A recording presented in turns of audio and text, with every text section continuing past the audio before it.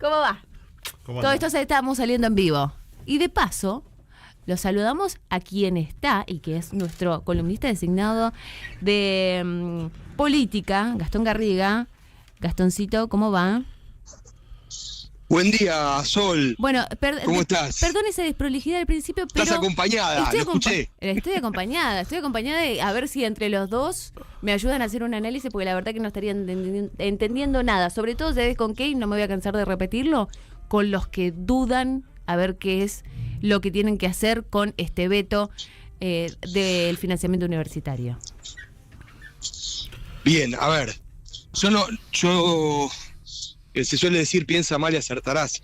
Yo no creo que duden respecto de qué hacer con el tema del veto a la ley de presupuesto universitario. Yo creo que dudan respecto de qué es lo más conveniente para ellos en términos personales, ¿sí? Porque, digamos, a esta altura está todo muy claro y solamente una especulación puede hacer que alguien demore hasta último momento su decisión. O lo otro que puede ocurrir es que tengan una decisión tomada y eviten hacerla pública para no seguir sufriendo más presiones de acá a la hora de la votación, que según me dicen va a ser cerca de las 20 aproximadamente. Va a haber tiempo entonces para sesionar. ¿Vos vas a estar ahí en el Congreso? ¿Vas a darte una vuelta por ahí? Yo voy a intentar darme una vuelta más tarde. Bien. Sí, era esperable y menos mal que empezaron ahora a las 11 de la mañana. No sé si se va a extender un poco. Esperemos que no. A ver, mucho más para decir, no sé si va a tener alguno.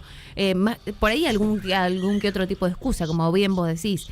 Cuando planteamos esto de la duda, está claro que en realidad lo plantean como una duda porque están especulando hasta último momento, pero es algo en lo que no habría que dudar.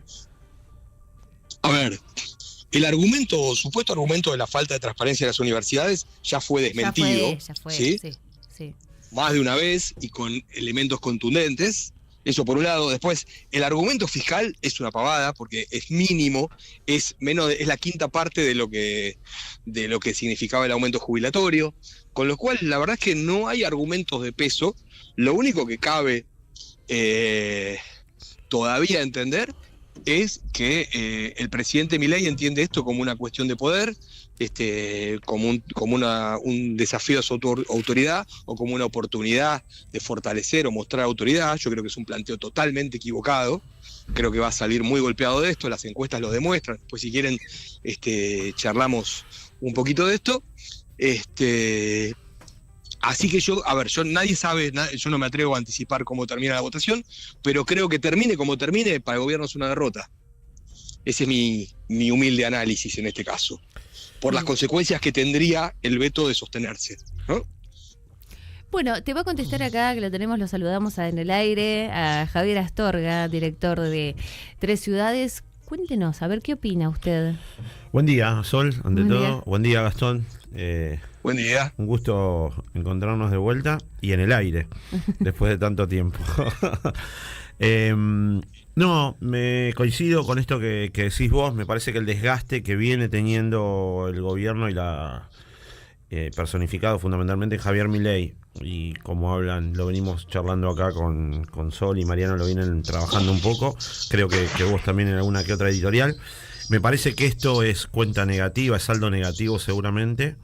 Vamos a tener que ver quiénes se animan a ir en contra concretamente de la educación pública, quiénes van a quedar o no expuestos.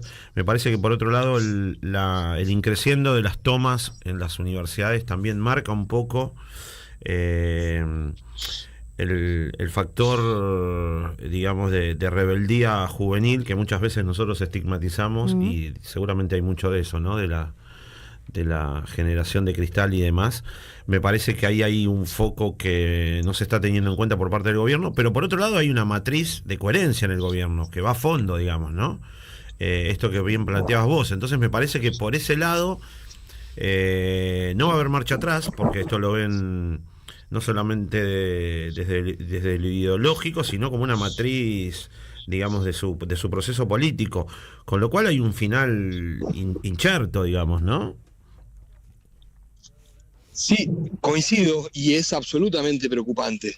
Es absolutamente preocupante porque a mí no me queda claro si el gobierno desconoce las consecuencias de sus decisiones o no le importan o cree que está blindado, pero como sea, cada día, cada decisión, cada acto administrativo es dramático para los argentinos, para la Argentina presente y futura. Eso, y eso es lo que se empieza a ver. Si me permiten les comento, ayer, no sé si ustedes lo vieron, si no se los mando en un rato, ayer se conoció el estudio de un focus group, se conoció el informe de un focus group que hizo la consultora Proyección alrededor del 21 y 22 de septiembre. Un focus group con núcleo duro de La Libertad Avanza, menores de 35 años que habían votado a Milei en las PASO, en las generales y en el balotaje. Y la verdad es que las dudas están llegando también al núcleo duro. Claro. Bueno, como consecuencia de esto. Sí, lo vemos en todos lados, ¿no? La vuelta y sobre todo estas páginas que se dedican a hacer encuestas, las grandes encuestadoras, lo vemos, y incluso también aquellas que en algún momento estaban a favor o estaban proyectando a favor de el actual gobierno nacional. Hoy se están revirtiendo y los números lo dan, lo tienen que dar igual, pero se están revirtiendo en cuanto a las ideas, ¿no? Mirá, voy a dar un dato muy concreto que yo creo que da cuenta de cómo estamos viviendo. Estos eran menores de 35 años, tenían en común que no tenían familia a su cargo, es decir, no tenían hijos, y habían votado a Milei, la mayoría alquilaban, ¿no? Habían votado a Milei con la esperanza o la expectativa de que se reactivara el crédito y pudieran acceder a su primera vivienda, y lo que está pasando ahora es que están volviendo a la casa de los padres porque no pueden seguir pagando el alquiler. Claro. Es decir, obviamente todavía dicen, bueno, pero esto es circunstancial, más adelante va a mejorar y bla, bla, bla, bla. Es decir, todavía persiste la zanahoria del futuro. Ahora, el presente lo están sufriendo, y lo otro es que eso del futuro, y esto me lo decía el consultor Santiago Giorgetta, ya no es que tienen una expectativa respecto al futuro, sino que lo que tienen es una ilusión. La diferencia entre la expectativa y la ilusión es que la expectativa tiene algún sustento. Claro. La ilusión no. Exacto. La ilusión es más parecida a la fe. La fe no necesita elementos para creer. ¿Vos crees o no crees? Gastón, básicamente porque no hay elementos de la realidad que inviten a creer en un futuro mejor. Claro, claro.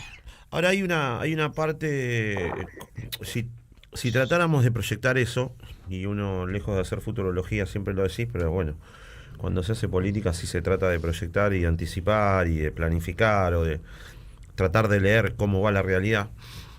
Uno imagina, lo hemos hablado muchas veces en privado, lo hemos hablado acá también con Sol y los chicos, uno imaginaba en el 2023 un escenario que quizás no por donde terminó siendo, pero que sí era muy adverso a lo que era Unión por la Patria, ¿no? El voto negativo o el voto en el 2015. El voto castigo. Sí, al 2015 al kirchnerismo, el voto castigo en el 2019 a Macri, el voto castigo a Alberto, o sea, la gente va pendulando, termina en Milei, que era todo lo contrario a todo eso, que él tan bien sintetizó con aquel término que proviene de España, con esta idea de la casta. Y uno imagina luego de esto, ¿dónde va la gente cuando llueve? ¿No? Decía la canción. ¿Dónde ponemos lo hallado? Decía otro autor. ¿Qué pasará? Porque no vemos un colchón o una pileta o una contención, tanto desde lo programático como desde lo comunicacional. Digo, no hay un proyecto que hoy pueda, lo han venido hablando con los chicos, pero me gustaría también retomar un poco esa reflexión. Es decir, ¿dónde va a ir el ciudadano, la ciudadana argentino, ante la decepción de este proceso que se ve que más tarde que temprano va a terminar sucediendo por todos los análisis que vemos? Pero no hay un proyecto claro alternativo que pueda devolver la esperanza en otro proceso político, ni tampoco uno ve métodos de construcción política en ningún espacio político que pueda decir, che, estamos escuchando a la vecina, al vecino, estamos dimensionando lo que pasa, estamos leyendo la realidad, acá hay un nuevo... Los pibes están pensando otra cosa, su vínculo con el Estado, su imaginario, su relación con el Estado no es la que teníamos nosotros, ni mucho menos nuestros viejos. Su idea del trabajo no es la misma. Bueno, ¿no? te tiro dos puntitas nada más, pero me parece que atrás de eso, digo...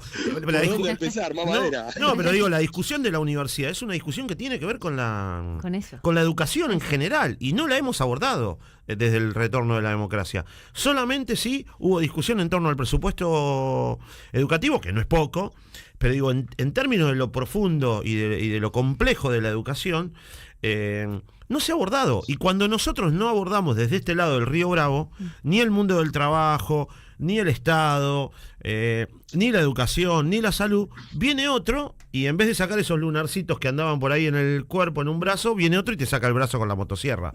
Digo, ¿cómo ves esto? No sé si, o por dónde querés empezar, ¿no? De todo lo que te tiré. A ver, bueno, ayúdenme, yo empiezo, pero ayúdenme, porque me tiraste una papa acá. A ver, el 10 de diciembre pasado nuestra democracia cumplió 40 años y claramente le agarró la crisis de los 40. Es una crisis profunda, es una crisis severa, ¿no? Y es una crisis que, digamos, entiendo yo que requiere replanteos importantes. Yo entiendo que Milei es el síntoma de esa crisis de los 40, de todo lo que la Argentina esperaba de la democracia y finalmente no ocurrió. Efectivamente, esto también ocurre en un contexto global donde el mundo del trabajo está cambiando, con lo cual las promesas históricas del peronismo a muchos les suenan desfasadas, ¿no? El año pasado se dio mucho la discusión, ¿qué aguinaldo voy a perder si nunca tuve uno, ¿no? Si soy un precarizado, ¿no? Hay un sujeto nuevo que es el precariado, que aunque nos duela, la verdad que va creciendo a expensas de la clase trabajadora como nosotros la conocimos, ¿no? Y la verdad es que frente a estos procesos, frente al capitalismo financiero y capitalismo de aplicaciones que son globales, bueno, Brasil logró pegarle una piña a Twitter, pero la festejamos porque es la excepción y no la regla. La verdad es que vivimos en un mundo donde las corporaciones pueden cada vez más y los estados pueden cada vez menos. Esas son coincido plenamente en que esas son las discusiones que se tiene que dar la política. Mientras la política no aborde esas cuestiones, todo es anecdótico, todo es menor, todo es alejado de la realidad de la gente. Y eso explica en buena medida el enojo de los argentinos con la política que terminó en Javier Milei. Lo otro que no tenemos que perder de vista, me parece, es que las decisiones electorales, los alineamientos electorales, son básicamente emocionales y yo me atrevo, digamos, en esto coinciden muy los expertos, pero yo me atrevería a agregar que son arrebatos emocionales, es decir, es el clima emocional de ese mes o de esa semana, probablemente. Y si hay un clima de mucho enojo con el oficialismo, y es binario, si hay un clima de mucho enojo con el oficialismo, lo puede capitalizar la oposición. Y es más fácil enojarse con un oficialismo que con una oposición, porque el oficialismo es el responsable de la realidad. Es decir, en eso las sociedades no han cambiado tanto. Necesitamos la lluvia para la cosecha, ¿no? Porque nuestra supervivencia depende de eso. Si no llueve es porque a los dioses no les gusta nuestro jefe, entonces sacrificamos a nuestro jefe y ponemos otro, ¿no?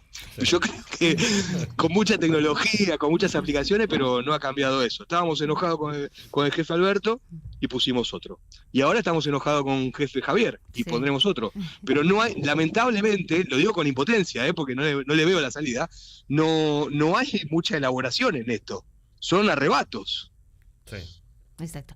Hasta ayer estábamos discutiendo o debatiendo en realidad qué era lo que pasaba con esta misiva que había salido el día anterior de Cristina Fernández y la adhesión, ¿no? Y la unión esta que se pedía también, por un lado, porque ninguno, en el caso de Cristina por un lado y Axel por el otro, se estaba convocando y se estaba adhiriendo a lo que eran las distintas presentaciones que se estaban haciendo.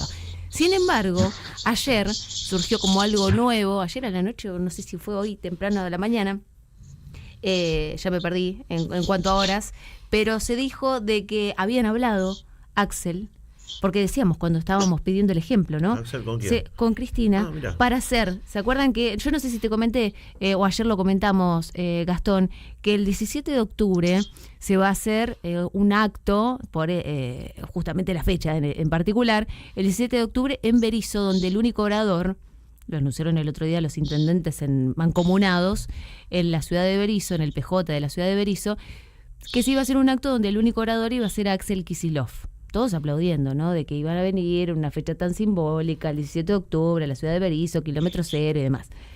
Y aparentemente ayer estuvieron hablando Cristina con Axel, ahí lo está chequeando y está Cristina con Axel, para que ambos estén en esta presentación. Ojalá, lo único que se me ocurre decir. Ojalá. Te voy a decir lo que me suele decir un amigo del diario. A mí no me consultaron. Ni Axel ni Cristina. Sí. No, yo sé que hubo intentonas y operaciones. Sí. No me quedé con hasta ayer al mediodía. Sí. Estuve ahí con algún rastreo de información, sí. Y sé que eran más intentonas u operaciones que otra cosa. No sabía realmente que había existido esta reunión o este llamado entre Axel y Cristina. Intento separar mucho, Garriga. Sí. Lo que dice el Papa y lo que dicen los obispos y los cardenales, ¿no? Claro. Hay que ser muy prudente en esto. No siempre es lo mismo, o no siempre se traduce de la misma manera. Pero bueno, yo creo que algo nos mensajeamos estos días con Gastón, quizás más desde la preocupación militante que desde la labor, en mi caso, obviamente periodística, pero me parece que todo lo que sigue pasando a nosotros por lo menos nos sigue replanteando la idea de que por un lado me parece que tenemos la necesidad de discutir qué vamos a hacer si en algún momento Juancito, Pirulito o Pirulita vuelven a hacer gestión en el Estado Nacional, porque el Estado provincial está claro que se está haciendo en el caso de Axel. Sí. Y por otro lado, ¿cómo llegamos a eso, ¿no? ¿Cuál va a ser el método de construcción política? Porque a mí me parece que cuanto menos nos quedamos cortos. Le voy a entrar un poquitito al chancho, diría el abuelo. Nos quedamos cortos si de misivas y Twitter se trata. Y si de discusiones de nombres se trata. Me parece que si uno, inclusive me animo a pensar que si uno profundizara la discusión del proyecto, las diferencias deberían ser mucho menores. Y de existir las diferencias, serían mucho más ricas para lo que viene, para el pueblo argentino, que para la política en sí. ¿Me explico? Sí. Sería un ejemplo, en realidad.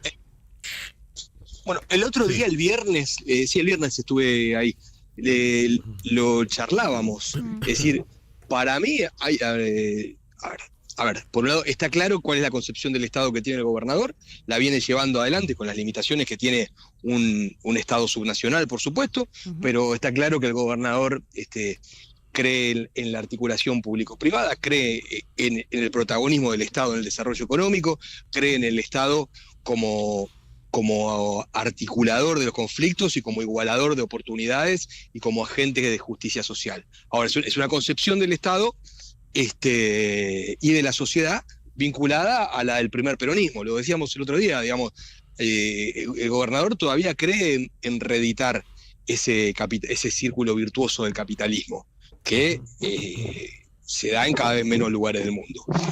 Y el otro modelo que se observa para mí es el de Juan Grabois. Es decir, Juan Grabois lo que dice es, muchachos, el mundo no solamente no hay pleno empleo en ningún lugar del mundo, sino que vamos hacia el lado opuesto del pleno empleo. Vamos hacia la precarización, vamos hacia modelos modernos de semiesclavitud, donde no hay derechos, donde hay trabajo a destajo, etcétera, etcétera, etcétera. Revertir eso, volver al modelo anterior, en el mejor de los casos puede demorar 30 o 40 años. Entonces, ¿qué vamos a hacer mientras tanto con esas generaciones que quedan? Sí. ¿Dónde los vamos a meter? ¿Qué alternativa, qué proyecto de vida les vamos a ofrecer? Es decir, a mí me gustaría pensar que esos dos modelos pueden ser complementarios. Pero bueno, obviamente eso requiere una discusión profunda, ¿no? Sí, que no es la que se está dando en estos tiempos, ¿no? Que es puramente nominal. Y después, por otro lado, esa es la discusión que a nosotros nos encantaría que se esté dando, que es la que nos parece sanamente, que es la que reditúa en un beneficio concreto para el pueblo argentino, que de última es lo que deberíamos estar discutiendo. Cómo dar vuelta a la tortilla, cómo dar vuelta a la taba para que el pueblo deje de sufrir lo que está sufriendo. Y por otro lado, que la discusión que se está planteando concretamente, que es nominal, pero escondida. Para mí, esto es una apreciación muy personal, ¿no? Es una discusión de nombres escondida detrás de una teórica discusión del método, ¿no? Que es el famoso dedo. Pero bueno, ahí me parece que hay algunas falsas discusiones en tanto y en cuanto que al dedo les gusta o les ha gustado a todos, digamos, ¿no? Y muchas veces quienes despotrican con el dedo en sus propios terruños terminan haciendo lo mismo. Con lo cual me parece que más allá de discutir dónde va el dedo de fulanita o de menganito, lo que tendríamos que discutir es si debe existir un dedo o debe existir algún otro tipo de acumulación política, de construcción política y de discusión sobre quiénes van a ser las mejores o los mejores candidatos para llevar adelante el proyecto del que hablábamos antes, ¿no? Sí, y más en un contexto donde el enemigo viene por todo, ¿no? Tal cual. Nunca imaginamos que íbamos a mirar con simpatía a algunos macristas, y está ocurriendo, ¿no? Sí. Qué bueno que salgan a la calle, ¿no? Decir. Claro, es decir, o sea, el tiempo corre, cada día que pasa sin que se den este tipo de discusiones sobre metodología de construcción política, el tren está más lejos, ¿no? No, y estamos mucho más cerca de que nos lleve puesto otra lógica. O sea, cuando uno no tiene un proyecto propio y uno no tiene claro dónde va, cualquiera que se te sube a tu tren lo puede terminar conduciendo y llevando para donde quiera.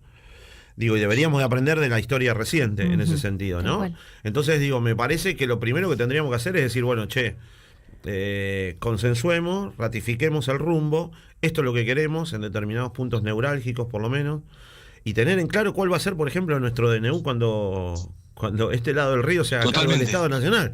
¿Qué vamos a hacer con el fondo? ¿Qué vamos a hacer con el Estado? ¿Qué vamos a hacer con bueno, como decíamos recién? Y una vez que tenemos en claro eso, decir, bueno, después invitemos a todos.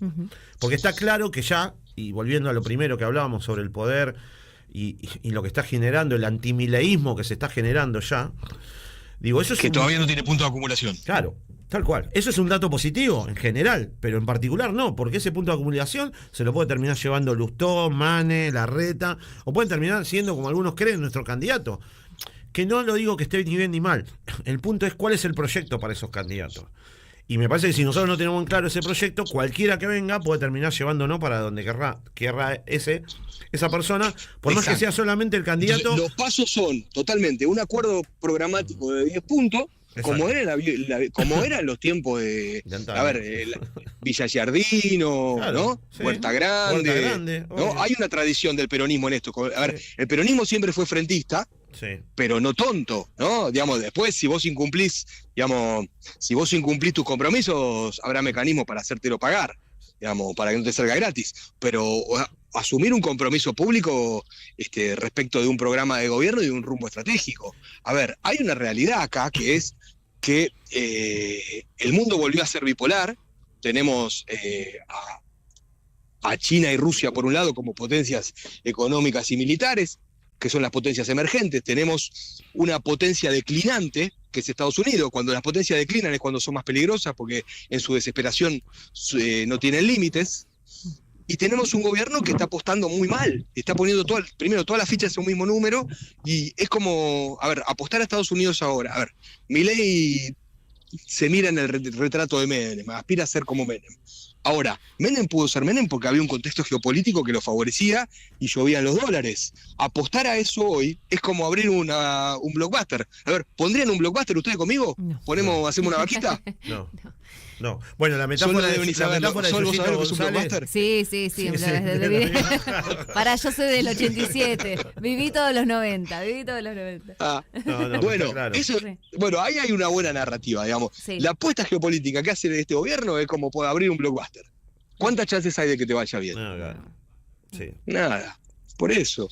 Es decir, Argentina es un país rico en un montón de recursos que va a demandar el mundo. La pregunta del millón es: ¿quién se los va a proveer al mundo? ¿En qué condiciones? ¿No? ¿Y con qué reparto? ¿No? Eso para arrancar. La última, ¿no? Me parece, porque se nos ha ido el tiempo. ¿Cómo ves esto? Porque uno lo dice acá en términos de la radio, digo, de nuestra mirada, si se quiere, desde abajo de lo que está sucediendo. ¿Qué olfateás? ¿Qué percibís?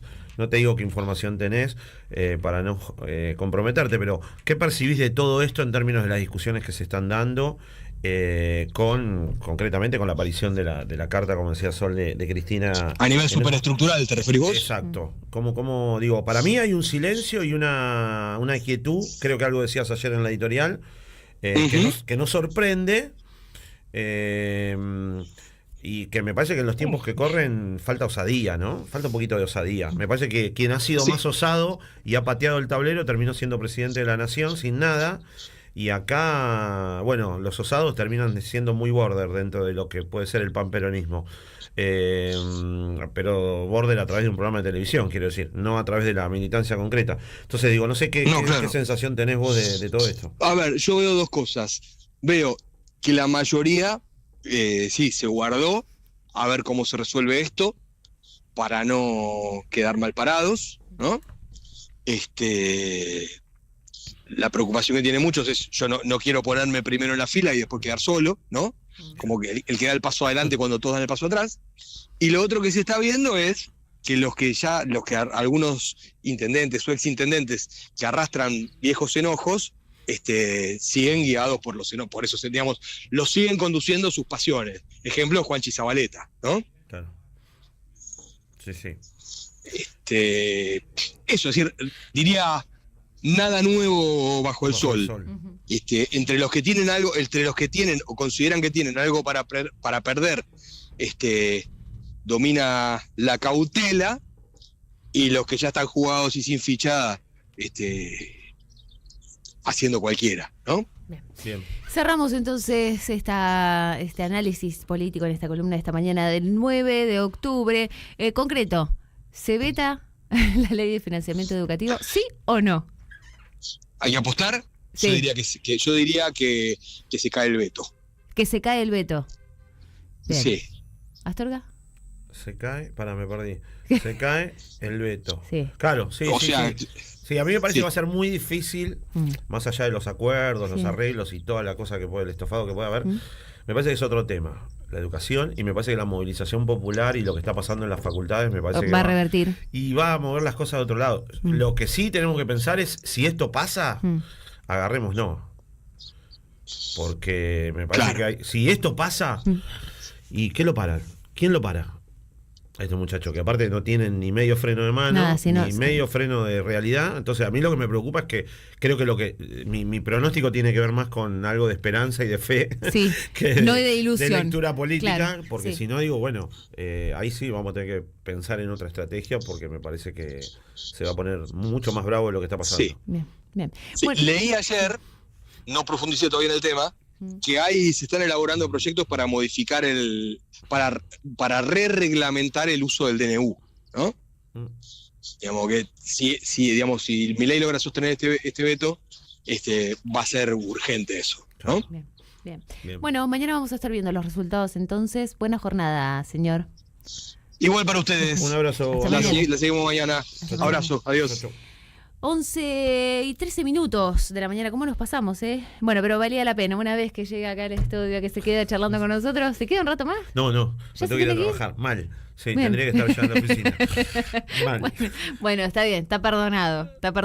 En breve va a venir con nosotros también. Va a salir por teléfono, así que ya pausa y estaremos hablando con él, Juan Ignacio Mincarelli, para ver qué es lo que pasa y qué opina también de todo este movimiento que se dio, no solamente en la ciudad de Berisso, sino lo que está pasando hoy con las universidades, siendo él un hombre también de las universidades. Pausa y volvemos. No solo te traemos las noticias,